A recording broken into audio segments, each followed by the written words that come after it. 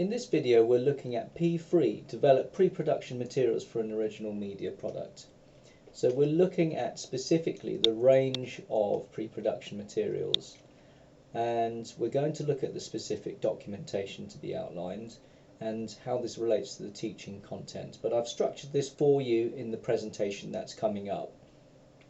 Also, we just need to make sure that we are creating references which are informed by the first proposal that you've created in LO1. And remember, there may be information that's from Unit 21 that links in with that. So in terms of all of this, we are concentrating on the first 4 areas in this video. So for audio visual, we're going to be looking specifically at the areas of shooting scripts and maybe some information that also is appropriate for that. Those are the key things, because in other work in Unit 21 you may already have had the annotated storyboards with the camera work and transitions already written in. You may need to revise those a little bit and add in anything about the mise en scène, which is everything that's in the shot basically. So you've just got to go back to annotate any of the storyboard information and add that in to your work. Now in terms of the Geek sheet here, if we have a look at what it means for your area for audio visual, or indeed for print based and graphics, then you just need to look at the Geek sheet and just check on the areas of the things that you have covered and you haven't covered in Unit 21. So we're going to go through in quite a lot of detail about the print-based and graphics, anything from the annotated sketch layouts, mood boards, plan for photographs and graphics, and the house style. So watch out in this video for all of these things to be explained. So remember that on Google Classroom there is this information previously for audio visual and for print-based to explain all of the key terms and any annotation that you need to make. So when we talk about print-based, there are all of the things that are exactly the same as what I just talked about in the assessment criteria just now. And again, there is this section which explains the specifics of any key terms that you should be annotating and writing about to show the examiner that you really know about the different areas.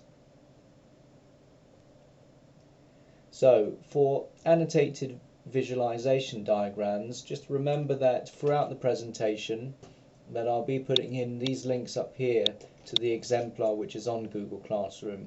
Look at pages 7 to 9 in this case to see what this all looks like. So you'll see here that you need to describe the content. So if you've got a front cover, say for instance for a magazine pullout, then you just have to have a quick layout of this and then start to annotate that.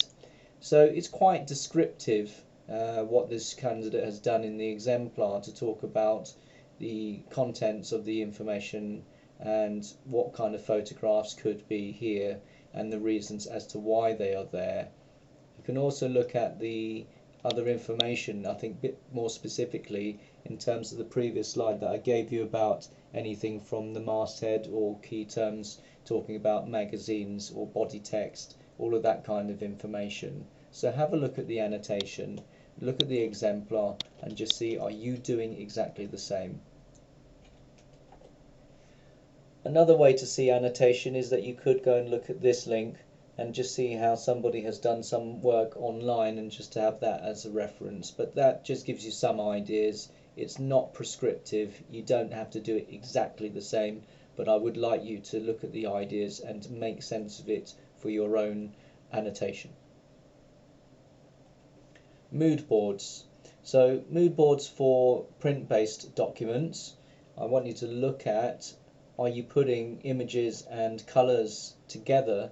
And if you look at the first bits here, if we talk about the mood board sections, you're collecting together a range of items of images and colours as I just mentioned, and you're generating ideas and concepts and a feeling for the media product. So this is for a creative team to know how this work would look and feel as an experience, and this is stimulus for ideas. So if you look at the grey box ultimately below, that's what you should have in your mood board. You should have the images, anything from photos and drawings, again from Unit 21, that's incorporated into it.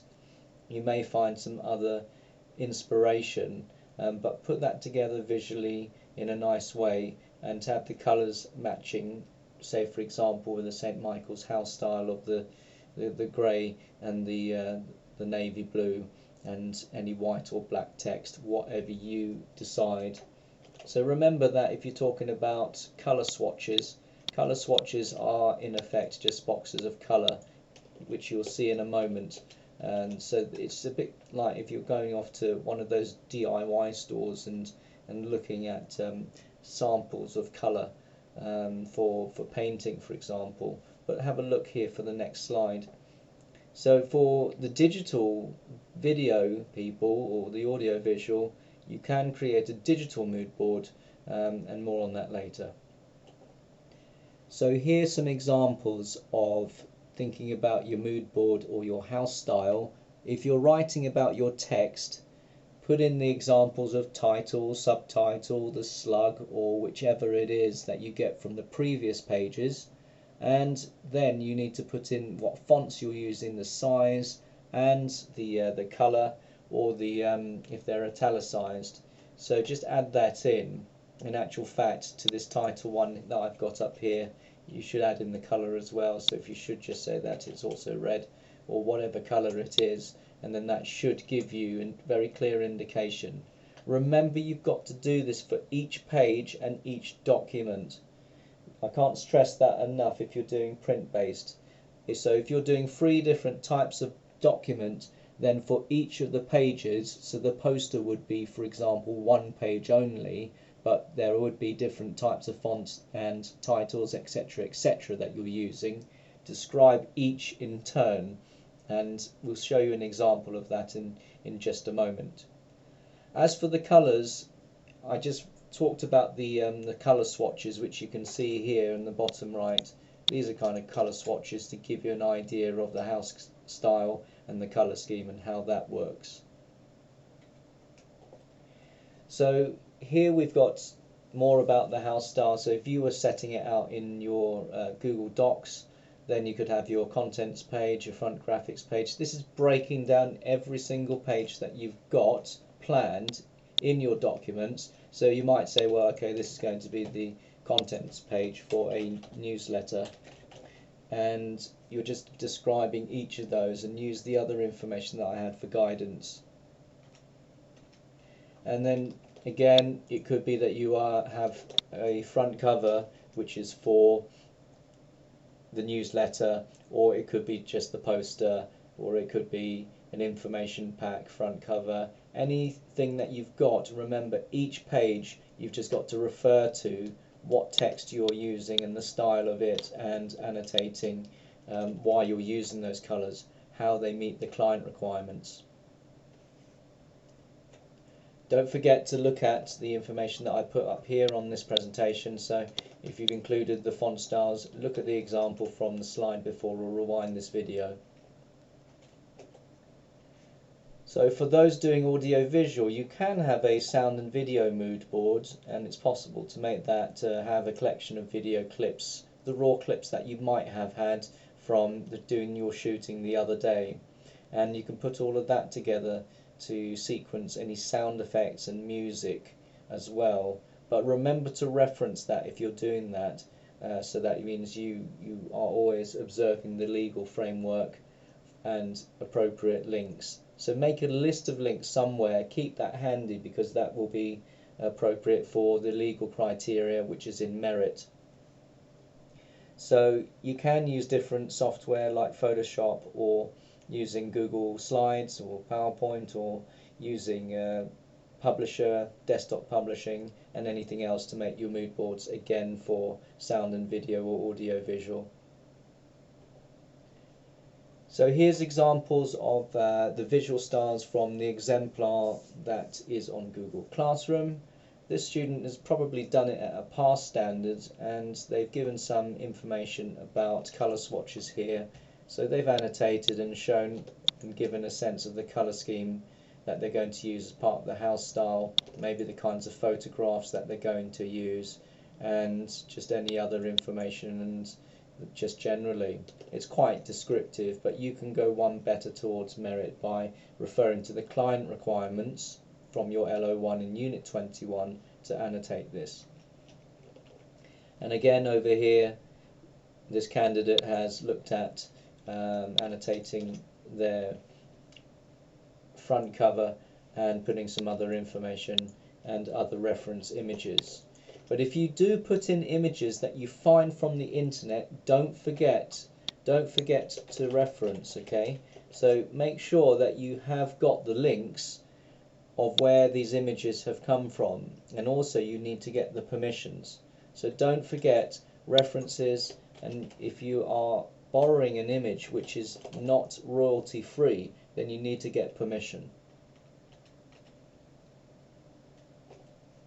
So for Photoshoot plans, what you've got to do for print based is make sure that you annotate each of the images.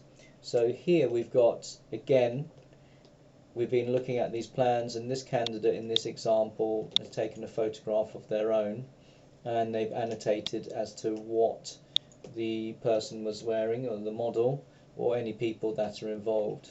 She's also, this candidate, appeared to have written about what kind of equipment that they needed to take the photograph with the right settings. And they've done this, you can see it's for each of the pages, and the kinds of images that they have been using. So it appears to me that this candidate has used images, but they've not been referenced. I don't think that they are necessarily images that she has taken, and these look like they are professionally taken. So once again, if you are annotating, reference, okay? So you've got other annotation, you've got the example to look at, and just look at my questions prompting up here. You know, what equipment do you see that you might need for carrying out the photographs, or what did you need to do the shoots? Did you use your phone? What kind of megapixel was the camera? What kind of settings did you use? Did you have to adjust anything for the lighting conditions? Did you have to compose it for a medium shot? So this is a medium close-up that's used in the composition of this image, but you might have something which is more of a long shot, for example, in the composition of this image. And these would be termed as medium shots if you can actually see the you know, the full figure in the photograph. So also say why the image is needed and the purpose and in which document it is. So if you are doing print based, if it's for the poster, information booklet, or for the newsletter, a business card, any of those things, say which one, and you've got to go through all of those. Now for audio visual, if you're creating the shooting script, you've got this table here, and this example is also online if you check the reference that I've got, which is page 27. Have a look at the example there, and you can see this table in full. So you can see here that there's a shot number, and whether if there's going to be dialogue or music or sound effects. So make sure that those are added in. There's also camera directions, and if there's information about the location, and whether if there's any graphics effects. So you might have a title screen or credit sequence which you have at the beginning or at the end, or you might want something like annotations or subtitles that come up if you're asking questions in an interview, and any sound effects that you might be adding. So what I mean by having a spot effect, if there's a bell ring, for example, for emphasis, you might have another spot effect that goes in at a point when somebody is talking, or it's introducing a sequence or part of the video where you want to emphasize a particular point, but not mandatory or has to be done, but it might be something that you might consider. Okay, so if you've got a script and you've scripted anything, then obviously write one, but if it's an interview process, then just put some information together overall for what happens in in your video sequence. So we're just going to have a look at the criteria overall.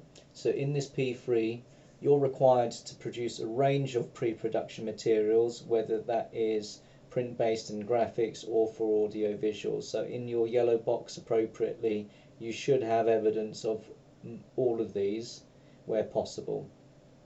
So if there's any specific documentation, you need to refer to the content on the Geek sheet. So learners need to include reference to the proposal, that's from LO1, and remember to use that, and look at all of the client requirements to make sure that it is matching the purpose overall.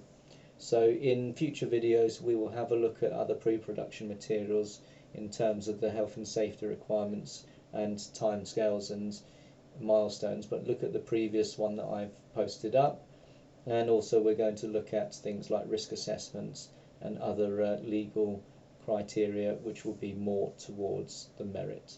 If you've got any questions, do get in touch.